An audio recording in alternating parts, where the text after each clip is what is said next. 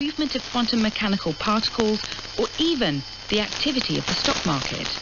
Another area of her work looked at a game that is easier for non-math students to understand. Mizukani explained this strand of her research in a video shown at her Fields Medal ceremony. You have a billiard table and you start from a point and you hit the ball and it hits the boundary and it moves, say, forever. You want to see the trajectory of the ball. Would it cover all your billiard table? Can you find closed billiard paths? And interestingly enough, this is an open question in general if you don't put any restrictions on the angles of the polygon that you started. Playing billiards is much like playing pool or snooker. We try to hit balls across a rectangular table until they roll into the pockets at the sides. But what if the ball kept rolling forever? The mathematics of this was already surprisingly complicated. But what Marion was doing was saying, well, I'm going to consider all kinds of shapes of billiard tables, so like every possible shape of billiard table that has ever existed or could ever exist, and then consider how that would affect how the balls move. But imagine playing billiards on 3 rubber rings that have been melted together to form a strange curved shape. How would the balls move then? It quickly becomes obvious why the mathematician able to calculate problems like that would inspire such devotion in her field. Gwyneth Stallard. In Oxford, their undergraduates now have a Mizukani society, so their female undergraduates have this society which they've named after her, and they sort of meet together and sort of encourage each other, and so that's a very tangible example of where she's really had an impact. And the impact of her Fields Medal, the only one ever awarded to a woman, has been huge. There's just such excitement and happiness, really, in the whole community. Men as well as women, actually, were just absolutely thrilled that this had finally happened. Mariam Mizukani will be much missed, but her contribution to mathematics will continue to be felt. She has made a number of breakthroughs, all of which are fundamental and lasting, all of which people will be using and referring to and carrying forward 100 years from now. That's all we have time for this week. If you have a question you'd like us to investigate, email moreorless@bbc.co.uk or tweet at BBC More or Less. This is the BBC World Service, where now we're going under the Black Sea. What can you see down there? There are stories of storms, there are stories of hidden treasure. Tim Hewell takes us under the surface in a region full of tension. It's only by diving deep that you can fully understand how politics are changing in this strategically crucial part of the world. On the Black Sea continues Wednesday at 12:30 and 21 GMT.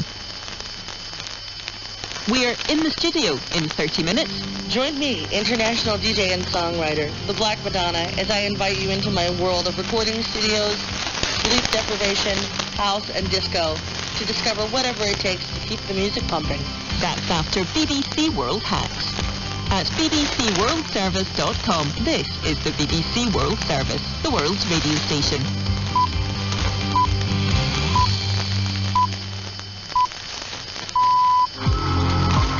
Here on World Hacks, which is coming up in a few minutes' time, we usually meet people who are trying to fix some of the world's most difficult problems, but today we're actually meeting a cartoon character that's being used in Mexico to try and help children who have suffered from abuse and neglect and violence.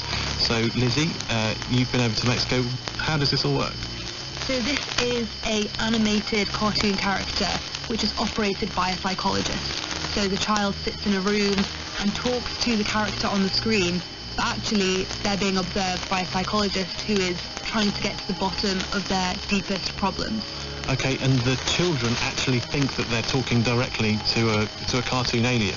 So they think it's being controlled by someone, but they think they're having this private conversation. We'll meet the cartoon and the people who came up with it on World Hacks. That's coming up after the BBC News. I'm Stuart McIntosh with the BBC News. Hello. Israel's Security Cabinet has decided to remove controversial metal detectors from the holy site in Jerusalem that Muslims call the Haram al-Sharif and Jews know as the Temple Mount. John McManus has more details. The metal detectors were installed at the entrance to the site, which is holy to both Jews and Muslims, after 2 police guards were shot dead by gunmen there earlier this month.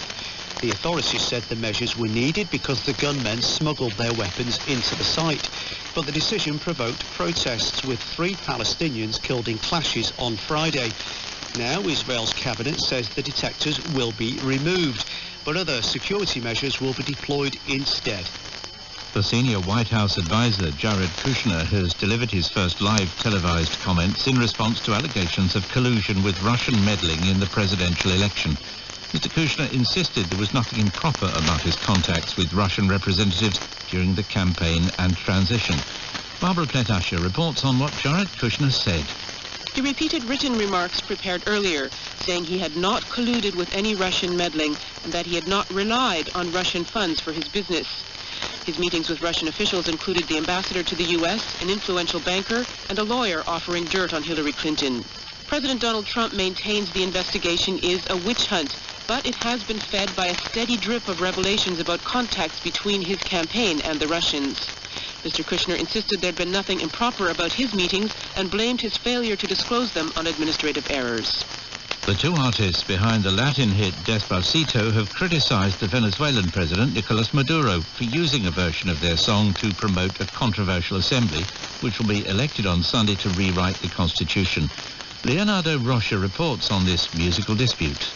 Tengo un gran mensaje para ti. The modified lyrics of Despacito urge people to go to the polls on Sunday and replace the bullets with their votes. More than 100 people have been killed since the current batch of anti-government protests began in April. The Puerto Rican musicians Luis Fonsi and Daddy Yankee said Mr. Maduro had never sought their permission to use the song. Luis Fonsi said that his music wasn't meant to be used as propaganda by a government trying to deceive its people, while Daddy Yankee accused Mr. Maduro of leading a dictatorial regime. Profits at Alphabet, the parent company of the search engine Google, have been dented by the record fine imposed by the European Commission last month. In the last quarter, the company made $3.5 billion, about 40% less than it would have without the fine. Total revenue was up more than 20% since last year. Alphabet makes most of its money from advertising on websites such as Google and YouTube. World news from the BBC. Saudi Arabia and its allies, Egypt, Bahrain and the United Arab Emirates, have blacklisted a number of groups and individuals with ties to Qatar, Yemen and Libya, alleging they have links to Islamist extremism.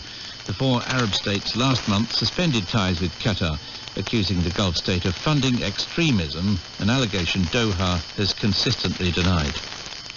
The U.S. Special Representative for Ukraine, Kurt Volker, says Washington is actively considering whether to arm the government in its struggle against Russian-backed rebels in the east of the country. Mr. Volker said arming Ukrainian government forces could change Moscow's political calculation about how much the rebels could achieve through military means. Paul Wood reports. Kurt Volker, the American diplomat charged with ending this conflict, calls it a hot war, with the potential to get hotter still. The Obama administration tried and failed to end the conflict in Ukraine.